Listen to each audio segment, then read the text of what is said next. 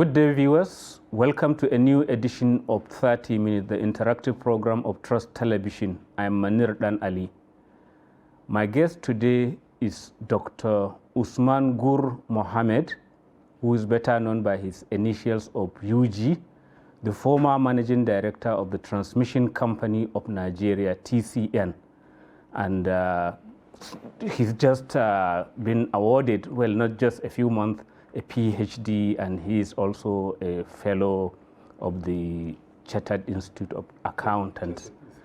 And I want to, in welcoming you, I want to start straight away with the recent engagement you had with an event in Lagos, yes, where you were part of those under the Pricewaterhouse engagement, yeah, that x-rayed the power sector, especially in relation to what the four main presidential candidates of the APC, PDP, NNPP, and Labour Party are offering Nigerians.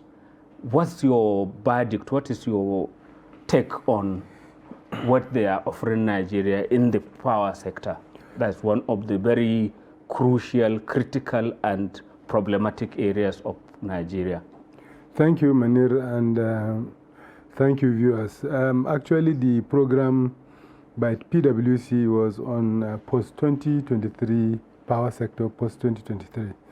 So in that respect, all of us experts, we actually reviewed the manifesto of all the political parties before we went to that program. And the conclusion that we had on that program is that you see rhetoric or saying I will get 20,000 megawatt or 25,000 megawatt, but there is no analysis of the problem that made us to stay on 4,000 megawatt as at today. And there is nothing to show how the 20,000 is going to be met. So there are no details of how you will achieve those figures. And actually, I can conclude that there is no understanding by the four major political parties of the intrigues and the issues in the power sector. So the belief is that, the conclusion is that if they come to power like that, we are likely going to spend another 4 years, just like the previous government has spent 7 years without a significant movement in the power sector. That's exactly what it's going to be. But don't you think they will push back and say, this is their own understanding, and probably a lot of the things could not be properly understood until you are actually sitting in power, in government, and looking at the cold figures before you? Yeah, you see, the problem is that the power sector has a lot of vested interests. And the vested interests, if you go to the office the way they are now, vested interests will not even allow them to understand the sector for them to be able to do any good analysis. So the suggestion, actually, there was a discussion that we had with PwC, and we concluded that they will reach out to KPMG, so that is another accounting body that so that together with me, we are going to work with them and see how we can reach out these people for them to understand what the power sector is all about, to understand the intricacies and to understand the issues that has made us to be spending billions of naira on the power sector, trillions, I can say, on the power sector, and there's no movement. That is what a lot of Nigerians really cannot understand, that they hear the big quantum, the amount of money that has been spent by the PDP government under Obasanjo up to Yar'Adua, up to Jonathan, and now even under the then opposition party, the APC, under Muhammad Buhari for over 7 years now. Why is it so difficult for this huge amount to translate to better power delivery to Nigerians? Thank you very much. Let me start with the Obasanjo, Yar'Adua, Jonathan regime. I want to tell you what went wrong in those times, and then I will tell you what went wrong under the Buhari administration. Under Obasanjo regime, you know, they passed the power sector reform law into law, and they unbundled the power sector into 11 into the discourse, the distribution 16 successor companies. Yes. And handed over all the, they never embarked on the privatization, they stopped there.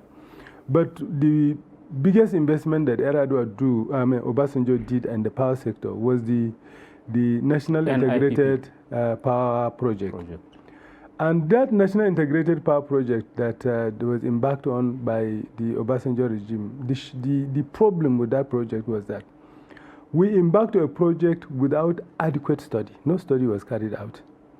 So because no study was carried out, we were convinced by some foreign companies who came and convinced us that they are going to supply gas turbines to us.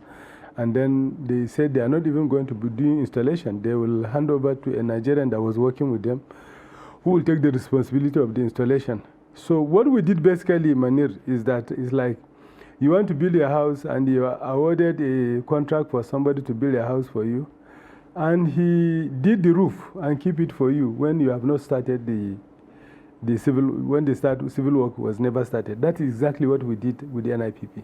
And the bigger issue of even the gas. So in the process, that's why I told you there was no study now. It's not even gas supply. They brought this gas turbine under FOB. Some of them stayed for more than 4 years in Port Harcourt. No road even to carry, the bridges were not tested to see how it can be carried across the bridges. So we didn't even clear the place that we are going to install those gas turbines, and there was no gas supply to those locations. This is exactly what happened with transmission also. We awarded so many contracts that we didn't carry out the studies. Some of those contracts actually failed completely. Some of them we completed with a lot of inadequacies. When I was made MD of transmission company, one of the first contracts I awarded was to award contract for 3 emergency procurement of reactors. I had to buy 3 reactors for a transmission that had been completed under the NIPP. And where do we install those reactors? We installed a reactor in Ikote Bene, one in Ugwaji, and one in Jos. And we had to also do emergency procurement of transposition towers. They built those lines without transposition. So no way to evacuate so there's the power. No way, it will not work. You know, the problem with electricity is not like road, where you can award a contract of 9 inches and then you do 4 inches, you will see road. People will apply it. Whether the road will last for 3 years or 1 year or 4 years, it depends. For electricity, it will not work. That's the problem. So I had to do that for a contract that has been completed. Now I'll give you another example. A 330 kV line was awarded from Alauji to Uweri to Ihala to Onitsha with a 330 kV substation in Uweri. That line has been funded 100% through LC, and all the money has been withdrawn. There's no line, nowhere, nothing. Simply because the necessary studies that are supposed to be done has not been done. But that's all for the related to the NIPP. Now, so these are some of the reasons that accounted for so many wastages that we are saying happen under the NIPP, and we spend so much money, but you cannot relate the asset that we got out of the project with the money that has been spent. Now, when you come to Eradua actually did something that many other people did not do. He suspended the implementation of the power sector reform and set up a committee to review the power sector reform and advise him on how to go about it. And that is the best thing to do, actually. But what happened? Immediately he died. The Jonathan that came after him discarded the report and actually called a consultant to help him to advise them on the powers, on how to go about the privatization. They employ an Indian consultant who advised them to do what is called pilot. Privatize to 1 or 2 states and see the experience that you learn from those 2 states before you embark on entire privatization. But what Jonathan did was to discard that report and completely take a decision to privatize the entire network. Distribution and generation. Now, there are certain studies that you're supposed to carry out to do this privatization. For a disco, anybody who is taking over a disco, a company that is experienced will insist that you have to give them the aggregate technical and commercial loss determined scientifically. This was not done. We assume a 25% loss, So when we went to a roadshow all over the world, everybody told us, all the companies that have experience told us, please go and determine the studies, determine scientifically the aggregate, technical, commercial. We are not ready in it to do that. So we eventually know nobody is going to come. So we lowered the qualification criteria to allow Nigerian companies to take over those companies. And that was how all these distribution companies were taken over by companies that have no experience. And have they not added any value? Because, I mean, for customers, all they are after is just even metering, and that hasn't happened. Unfortunately, you know, for utility, even company that is experienced, if you don't monitor them, you will end up losing. Because utility, you can take over a utility, make as much money you can from that utility, and discard it back worse than when you took over to the person who gave you. And that's exactly what happened. Because they don't have the capacity, they don't have the experience, they sign what they call technical partnership with qualified companies. But what is technical partnership? It's a loose relationship that has no responsibility on the part of the technical partners. Is that why some of them, like recently, the Kaduna Disco had to be taken over? I will tell you what happened. I will tell you what happened. We encourage Nigerian banks because those companies have no capacity to raise long-term finance. So we encourage Nigerian companies to invest in the discos. I mean, government encourage Nigerian banks to invest in the discos. Those money that come from Nigerian banks are short-term and very expensive, are not ideal for financing this kind of infrastructure. So at the end of the day, from the beginning, we have created a liquidity problem for the power sector. That was the beginning of the liquidity problem for the power sector.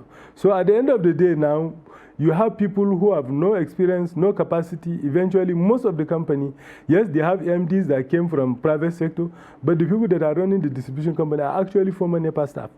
They are the one running the place, actually. So at the end of the day, you discover that no significant investment have come to the distribution companies. What about the GENCOs, the generating companies? Because we sometimes see periodically some of them are claiming they have put back some turbines into work, turbines that weren't working, so they claim they are generating a bit more electricity. When I was MD, actually, generation was not more, distribution was the most serious problem that we had. But unfortunately, as of today, we have actually descended so low that even the generation is a problem. There are significant lack of gas supply. Some of the IOCs have pulled out of the generation, like Shell, and that now there are several of them that cannot recover some of the turbines that they claim that they have.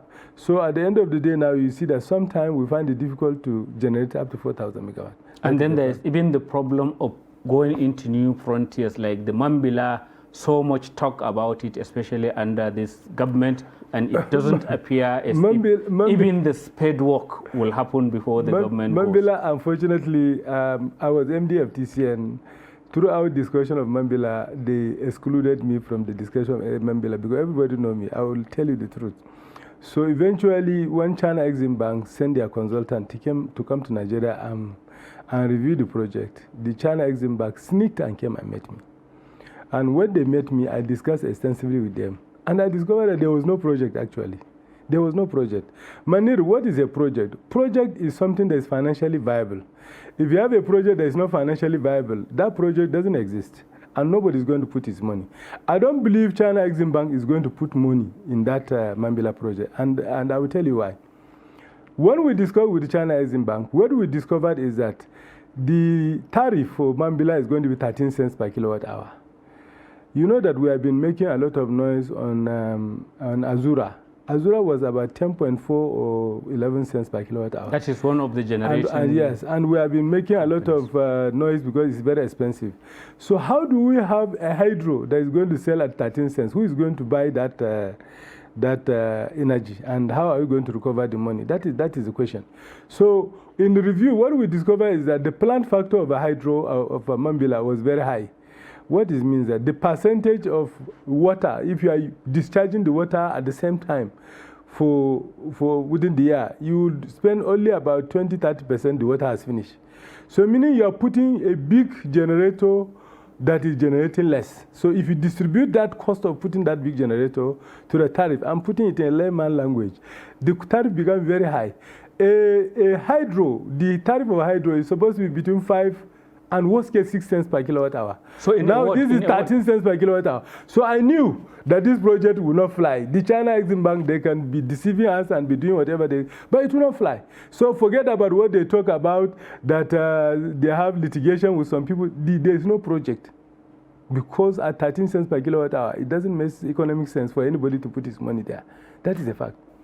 Very good. We'll continue with the conversation in a short while. Viewers, it is 30 minutes, the interactive program of Trust Television, and our guest today is Dr.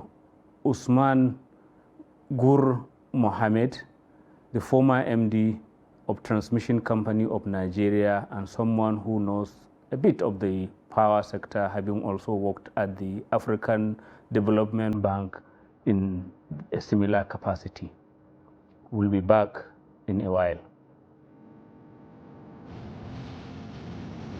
Now, as part of efforts to support Africa's goal of strengthening... Now, looking at the activity chart, as you can see right here, it doesn't volume of 130. Restricted a Boko Haram presence that at that time was restricted to Yobe.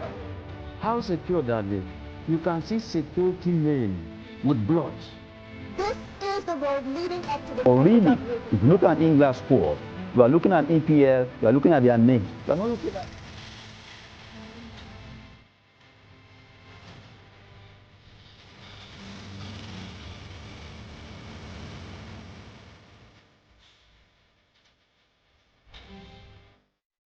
Welcome back to the program. It is 30 minutes, the interactive program of Trust Television. And our guest today is the former MD of the Transmission Company of Nigeria, Dr. Usman Gur Mohammed. Before we went on the break, you have touched on the Obasanjo, Yar'Adua, Jonathan administration. What about, I mean, I know indirectly we've touched on the Buhari administration with respect to Mambila and all of that, which hasn't been able to even start. What has been the general trust of the Buhari administration in terms of the power sector? Has he done enough or commendable? Has it improved the situation? Yeah, the same way we have with the other previous what Buhari administration took over from Jonathan is the complete privatized power sector with transmission company under government, but it was given to Manitoba Hydro International to manage on behalf of government. That is the transmission company. Yes, so that is how it is. Now, so the government has taken over what you call single buyer model, where the bulk trader is the one buying all the electricity, and they sell to the discos. Now, so it's similar to the NNPC importing fuel. Yes, and this single buyer model in electricity, actually, it has never worked anywhere in the world. It has never worked. Nowhere. I don't know how they advise us to do this. It has never worked. Because it makes the distribution companies to be not accountable to anybody. It makes the generation companies to be lazy. Why? Why? Because you have somebody who is taking the responsibility and taking the cost. Meaning government, if the discourse doesn't generate enough money to put into the sector, the shortfall that is supposed to go to transmission and go to generation is going to be paid by government. So it's now, another subsidy. It's subsidy. It's a subsidy. So it's supposed to be a transitional arrangement of 5 years, but now we have spent more than 10 years now. It's still existing. Now under that arrangement, the government of President Muhammad Buhari has pumped close to 2 trillion naira into the power sector to finance this kind of subsidy. And at the end of the day, that money has not translated to a single megawatt of increase because it's just financing consumption. What I can say is just financing the failure of the power sector reform. That is how and then you have all the fat cuts in the power sector. So everybody's sector, cheating. And people then who are making money. Collusion and so many things are taking place. I can tell you, I sanctioned so many generators. There are some of them that we could not resolve until I leave. Because you see a generator that doesn't even have effective gas supply agreement, and yet they have effective contract, meaning they are paid on availability. But TCN, so that is how we spend. TCN is not NERC, it's not the regulator. So how can you be sanctioning? No, TCN, TCN is not the regulator, but is the governor of the power sector actually. I don't know what they do now, but as the MD of TCN, you are not only managing the grid, but you are also the market operator and you are also the system operator. So if you are the system operator, you have to look at what all the players in the system are doing. If a player fails to comply with the grid code, you are supposed to sanction the player.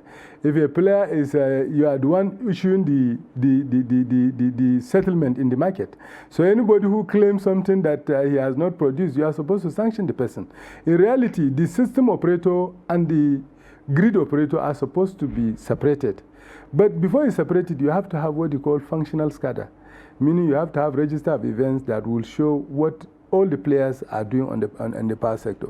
And that was what we worked very hard to establish before we were eased out. When I became MD of Transmission Company of Nigeria, I worked under President Muhammad Buhari. It took me 6 months to take this job, Manir. And the reason was that I knew how terrible we are as a country. We don't appreciate excellence, and at the same time, we can be defined by where you come from easily. So when my appointment was approved in August, I didn't take the job until February, until I convinced myself that that job is worth dying for before I took the job. Of course, you got booted out. At the end of the day, I lost my job in African Development Bank because I have resigned. You cannot be on special leave for more than 2 years. So after 2 years, I had to resign, so I lost my job. But I'm still happy because I didn't die. I left with my life, so I'm happy that I didn't die, and that is the reason. But Manir, I want to tell you that in this period that I took the job, we did so many things to position the transmission company in such a way that it will be a sustainable company. But how come we are having frequent power collapse, the whole grid collapsing? This year it happened maybe up to 10 times? I will tell you the system will collapse because all the necessary ingredients for a system not to collapse are there. For example, you need to have adequate transmission line. You need to have adequate transmission line. You need to have and what adequate, we have is not adequate. Yes. So that was the reason why we embarked on what you call transmission. But first of all, I did 20-year least coast transmission expansion plan, which was the first of its kind in Nigeria. Nobody has done this kind of thing before. Then we also, on the basis of 20-year least transmission expansion, we established what we call transmission rehabilitation expansion program, where we raised $1.661 billion from multilateral donors to put redundancy across the country. What does that mean? Redundancy means that we have to put what we call N-1. So every line that you are building is supposed to be in loop, so that if there's a problem, you can backfeed or brandfeed. Every substation that you have to make it N-1 means every transformer or any equipment that get out of that substation, it should not affect the supply. It's the first kind that N-1 was being established in Nigeria. And we raised $1.661 billion in concessionary funding from multinational donor. We have completed all the studies. We have launched the procurement. Some of them we're about to sign the contract and everything, and then they announced that they have sacked me. No query. But government is continuing, so has it not been continued? I don't know, because I can't say, because by now we are supposed to be seeing commissioning. Abuja Transmission, we are supposed to build 5 substations in Abuja. One in Lugbe, one in Apo, one in Kuje and Lokogoma, and also in Dawaki. All of those were signed when I was the MD. Up to today, have we commissioned them? No. So we are supposed to have a line that runs from Lafia to Abuja. Where is the line? So I'm not criticizing the people that are there, but I am telling you that the focus as we plan was not there. And what happened? So is it the power mafia that is making sure what happened was all this still do not happen? What happened is that the same mistake we made on NIPP, we now come and create what they call Siemens. And I think they distracted the management of transmission and insist that they should do Siemens. Of course, you look at Siemens. Is it the company or what? If you look at the video they did and they show everything they will electrify Nigeria, they did in Egypt, and they will create. See, the problem of Egypt is completely different from our problem. The problem of Egypt that Siemens resolved was problem of generation. If you want to increase generation, you can actually bring ships. There are ships that are generators. You can put them in the sea of Lagos. What happened in Lagos under Tinubu? Yes. You can bring so many of them. Ghana has brought so many of them like that. So you can bring them and increase generation. But the question is that our problem is actually not generation. It's transmission, distribution. These are the areas, transmission and distribution. They are areas that you need to fix. So we are working, actually, we are finished at TREM, Transmission Rehabilitation Program Phase 1. We have almost finished the procurement. We are supposed to go to Phase 2, where we are going to have additional transmission line, like for example, that will run from Sokoto to Kaurana Moda to Katsina, and then from Kano to Calabar, which will provide redundancy across these areas. And then we also connect the Eco Atlantic and complete the loop between Akamba and Alagbon, so that Lagos will also have loop. So if we have done that, that was the second phase that we're going to do. Then additionally, we're supposed to close the loop between Delta and Port Harcourt. We will have looped Nigeria in such a way that we have provided all the redundancy that is needed for us to have adequate electricity. So in summary, now all these things were not done. Yeah, in summary, can we go back to the beginning? The presidential candidates of the four main parties aspiring to rule Nigeria.